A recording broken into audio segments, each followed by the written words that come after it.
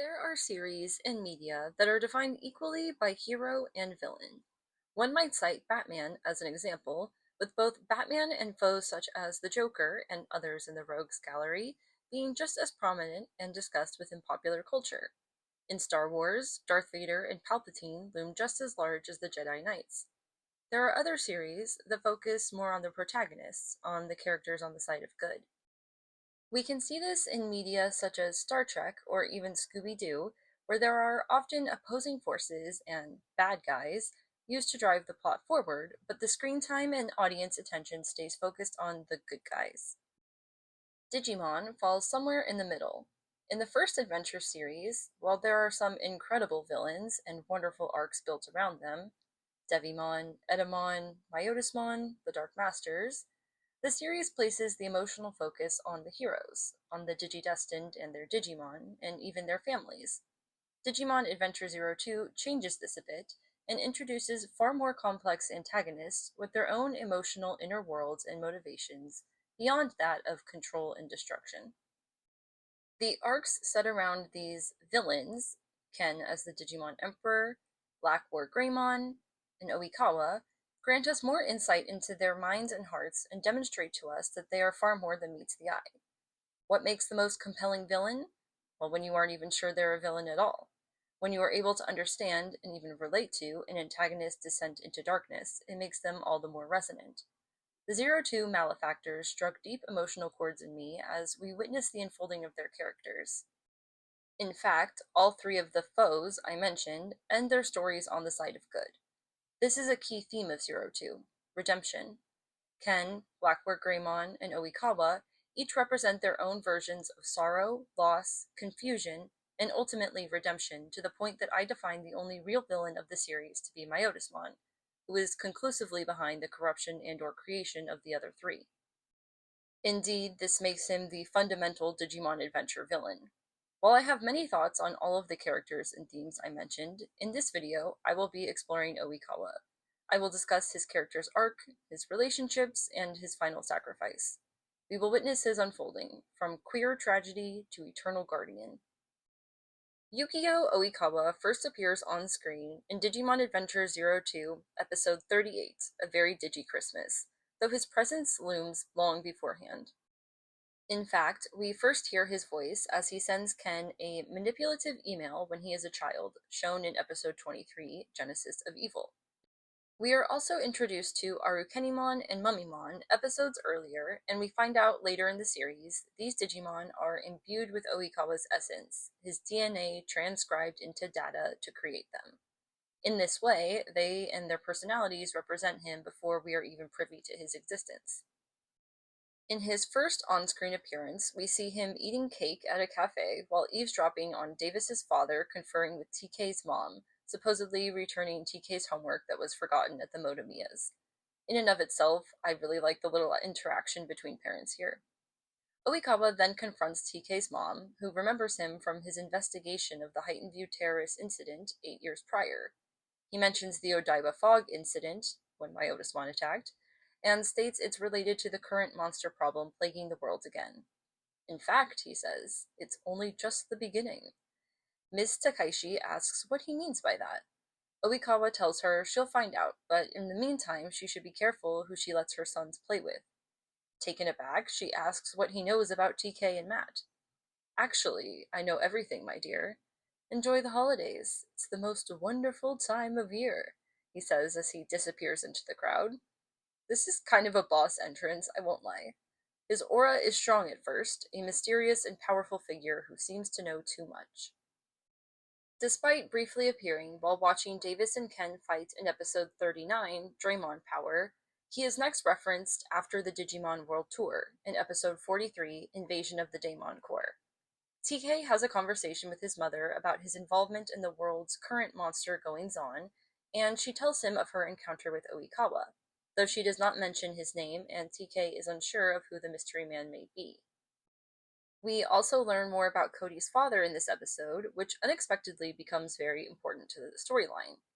Cody inquires about his father's death to his grandfather, who tells him that he was a respected policeman who died in the line of fire while on special assignment guarding a government official.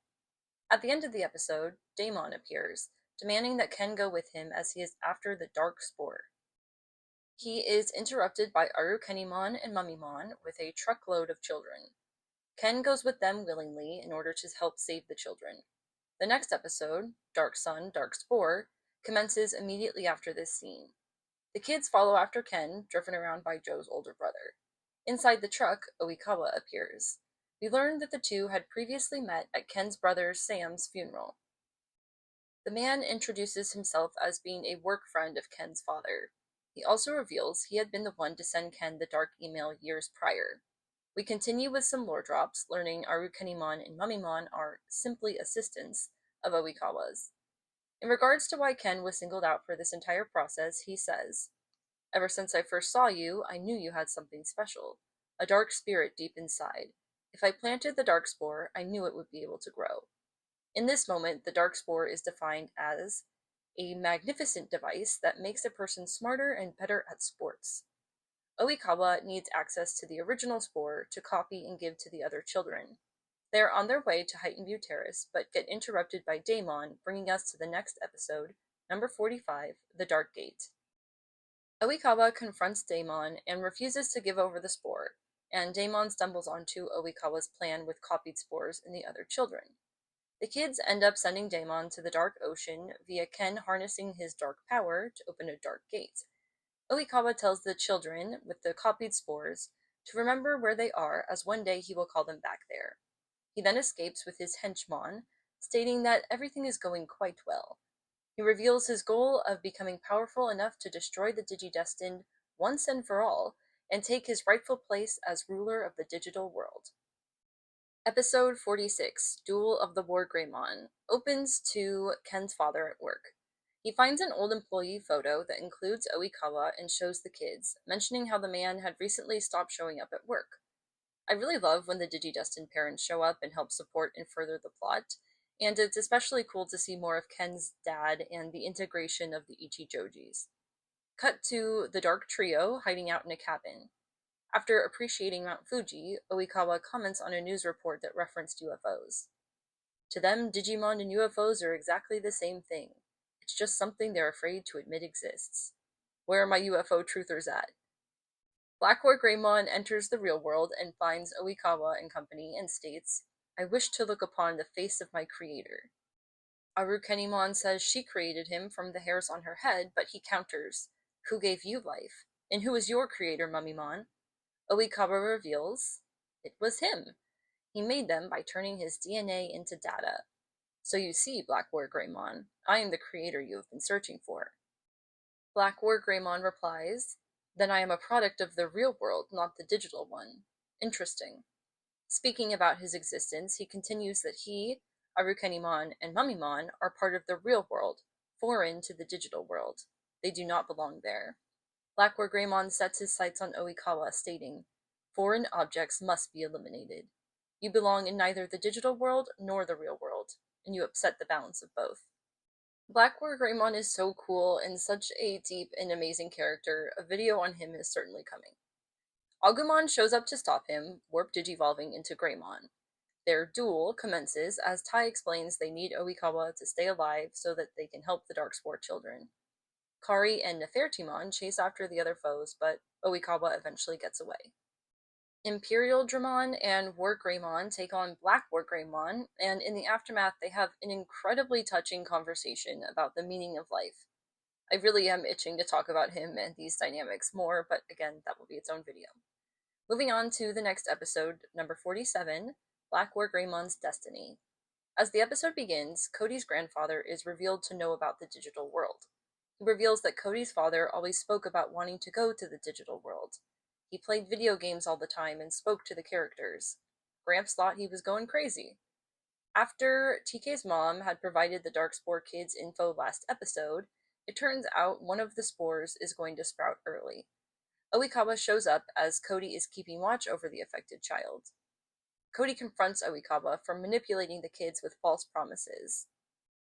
The man simply says the children made the decisions of their own volition. Within this conversation, Cody counters him with this line, "A superior being is someone who helps and cares about others." Period, Cody. Oikawa sees Cody's last name on his bag, Hita, and proclaims the name Hiroki, Cody's father's name. Oikawa tells his henchman to leave the kids alone and goes to contemplate his past. Oh, Hiroki, I had a vision for the future that everyone said was impossible, but you always encouraged me to keep trying. He recalls being a strange and lonely kid. Everyone thought he was weird and often laughed at him. Everyone except for Hiroki, who he felt was made from the same mold. His pain turns him cold as he says, "Why should I care? He's gone. What a fool I was. Happiness is an illusion. Life's ugly and cruel. I've moved on, so why has he come back to haunt me? He's dead. I can't let his memory keep me from my destiny."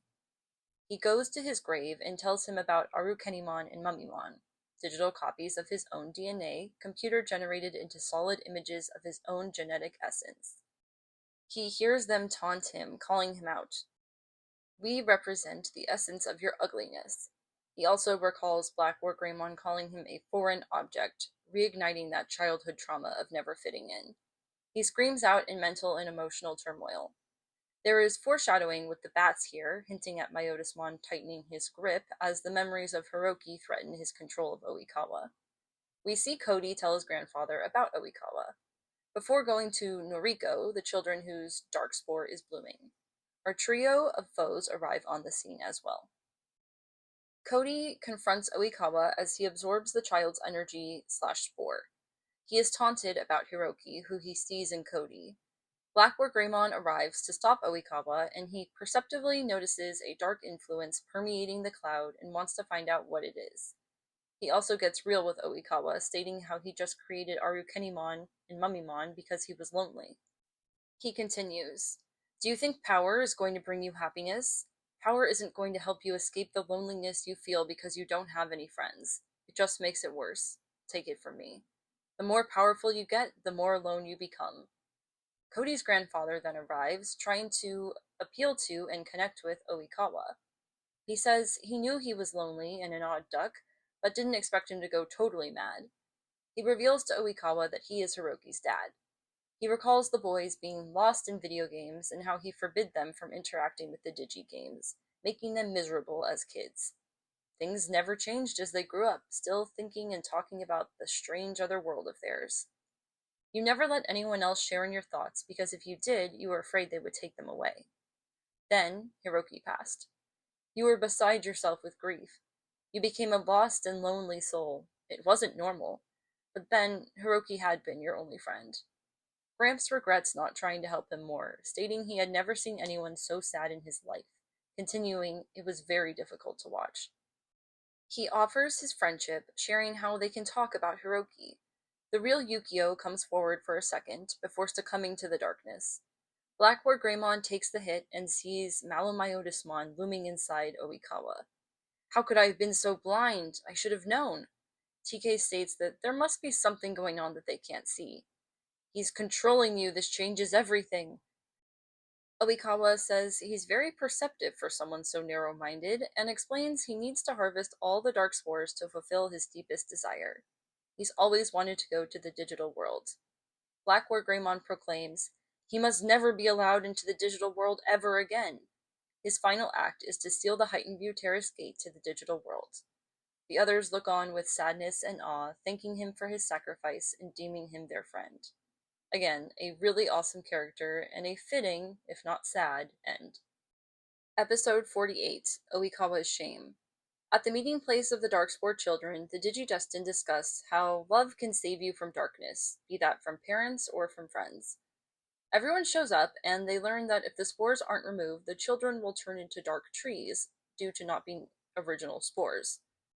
Oikawa tries to open the gate, not knowing that Black War Greymon blocked it. Before doing so, Ken asks, why him? Oikawa tells him that he always knew he was Digidestined, and knew he was the most vulnerable one. Being overwhelmed by darkness himself, he was the perfect tool. The purpose of the control spires is revealed. They were to change the borders of the digital world to weaken its defenses so that Oikawa could enter. He is prevented from entering despite being able to open gates to the digital world.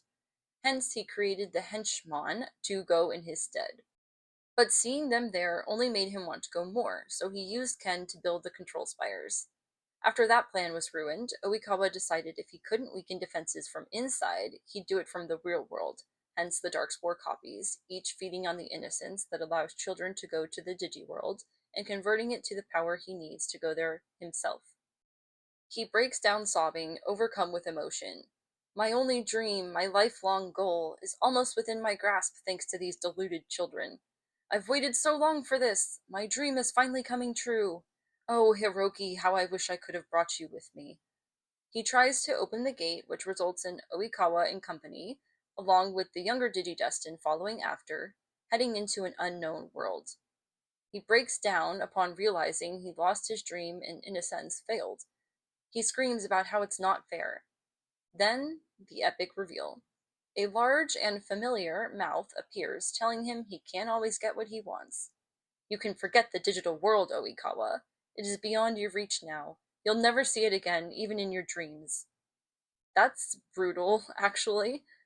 The voice continues that he used the distraught man to store his data 3 years ago, right after Hiroki died. Yes, Hiroki. The friend over whom you pretended to grieve, but you secretly hated him, didn't you? Hated him because the two of you had promised to go to the digital world together, but he left you all alone. That's not true, Oikawa protests. I could have never hated Hiroki. Flashback to that fateful night where he accepted evil into his heart.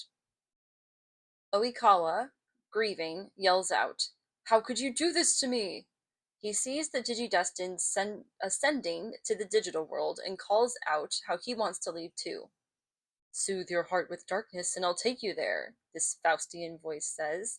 He allows him in. This whole time you've been inside of me, controlling everything I did? Oikawa realizes in horror. Gatomon, still hearing that voice in her nightmares, identifies the voice as none other than Myotismon. If it takes my 9 lives, I'll destroy you. Her very interesting and traumatic bond to him is still affecting her and still playing out. It turns out the dark spores were actually just to power Myotismon's rebirth. He harvests them and is reborn into Malo-Myotismon.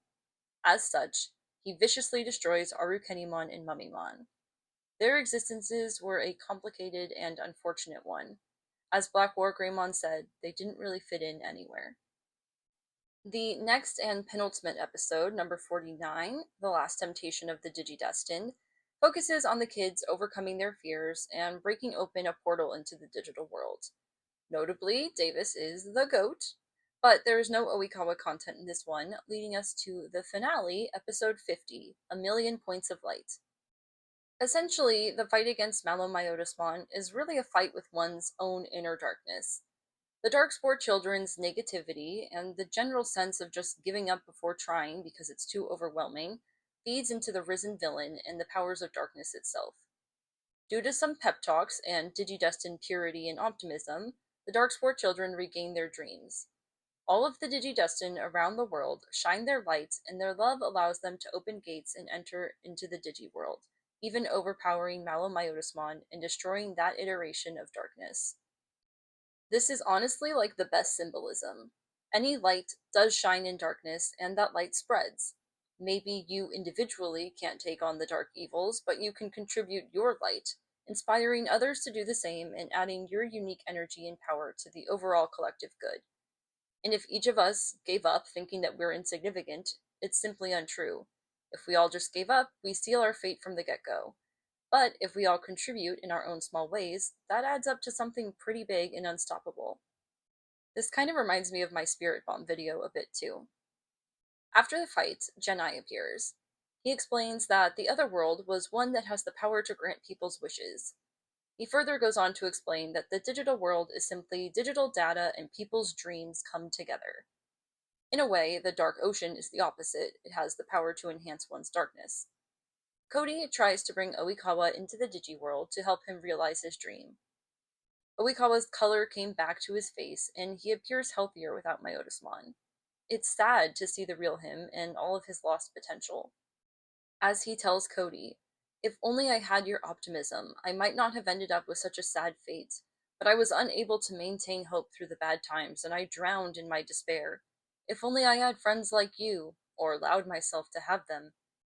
Datiramon, Yukio's partner Digimon, shows up. He tells him, I remember you, it's just been so long since I've seen you, since my happier days with Hiroki. He is so close to entering the digital world, but as Genai says, his body was badly damaged by having Malomyotismon inside of him, and his time is limited. Noticing the Digiworld weakened and learning of the power of the other world to make dreams come true, Oikawa dreams. He disappears as he says, hold on to your optimism and your dreams, and especially your friends, Cody. Perhaps if I had been more like you, I could have had adventures too. Cody says, you still can, you finally made it here. However, he disappears into light, represented as beautiful light butterflies. Butterflies being a symbol of transformation and realization of potential. Don't worry, I'll always be here inside the digital world. I shall protect it. Goodbye, Digidestined, and thank you. An older TK explains, Oikawa transformed himself into energy and used his life force to revitalize the digital world. He restored all of the beauty that was almost completely destroyed by Malomyotismon, and Oikawa's spirit is still there, protecting the digital world forever. We last see him as his light energy flies above the Digidestined children as they head out on their own adventures in the epilogue. There is much that can be explored here after revisiting the Oikawa arc's episodes chronologically. It's interesting that looking back and rewatching, we don't actually see that much of Oikawa, and even less do we see him unencumbered by Myotismon. Yet his story is compelling and heavily tragic. First, delving into poor Yukio's childhood, we can learn a great deal about him and who he truly is without evil influence.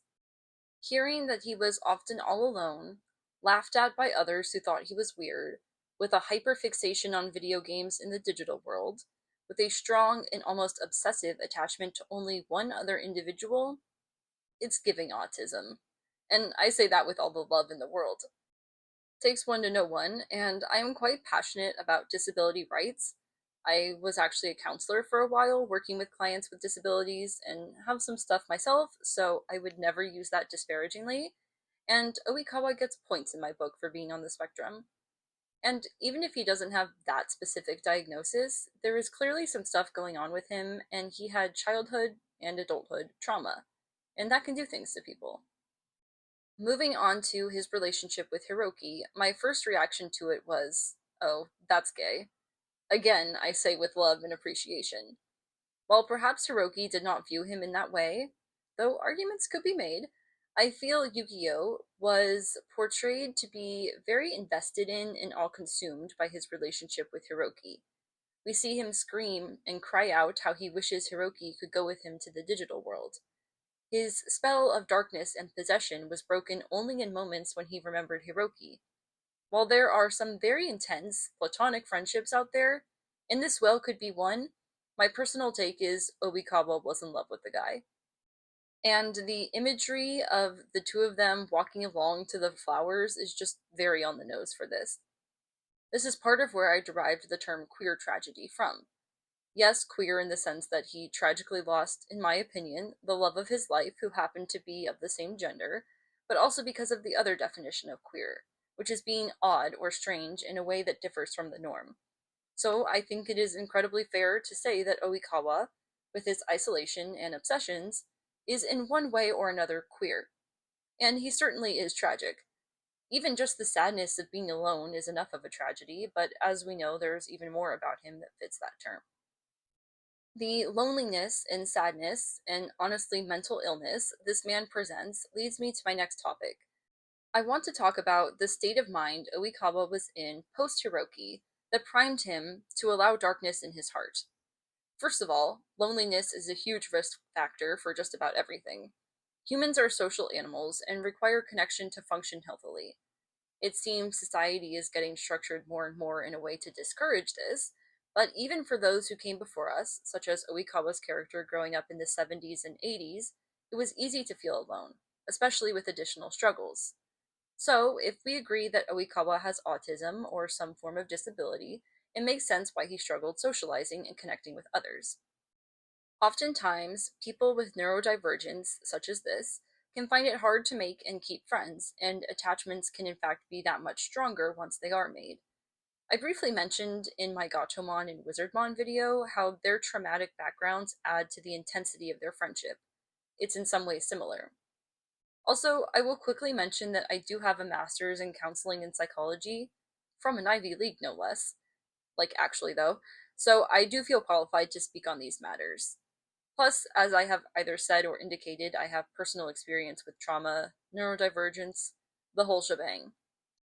Speaking of autism and It's Always Sunny, which is like my other favorite show, I always think of this really funny YouTube video, which I'll put a screenshot of here, and you should watch if you're interested in any of these things. But the little quote at the beginning says, autistic people will see a sitcom and say, is anyone else going to obsess over this and analyze this beyond reason and not wait for an answer? And I feel like that every time I make a video, honestly. But yeah, back to my psychoanalysis of Yukio Oikawa. Continuing in the vein, emotional regulation is more difficult for those on the spectrum, and I feel that we see this in Oikawa, often screaming out and crying, especially when related to Hiroki. He cannot handle his grief, thus accepts Myotismon as he would do anything to stop the pain. Also, intensity of emotions is common with autism. So when Cody's grandfather said he had never seen anyone so sad as Oikawa, that gives more evidence for the depth of his emotions. I want to speak about the importance of hope in addition to the importance of connections. Oikawa tells Cody he was unable to maintain hope through bad times and thus drowned in his despair. Hopelessness is the strongest indicator and risk factor for suicide. When someone is in such a state, they feel there is no point. Myotismon saw this in Oikawa and used the opportunity to pounce on him, to prey on his vulnerability and weakened mental state. This is then what is done yet again with Ken. In a sad and traumatic, lonely and vulnerable state, Oikawa manipulates him with that email and singles him out as a target. This idea was even brought up by Kari earlier on in the series, where she is talking with Yoli and says, the truth is, I envy you. I wish I could say what I'm feeling like you do. I keep everything inside so no one gets hurt but me. Maybe that's why I was drawn into the world of darkness, just like Ken. We keep too much inside, making us vulnerable. I want to take this moment to say that this exact pattern plays out in our reality as well. Being alone and in a mentally unwell place can make you vulnerable to, and attractive to, the darkness. Those with agendas who wish to control, dominate, and spread their own darkness prey upon those who feel ostracized or rejected or alone, perhaps especially in online spaces. I get how hard it is to make friends or experience real connections, but I promise you it is possible, maybe even from unexpected places. Yukio would not have anticipated potentially having the support of Hiroki's dad.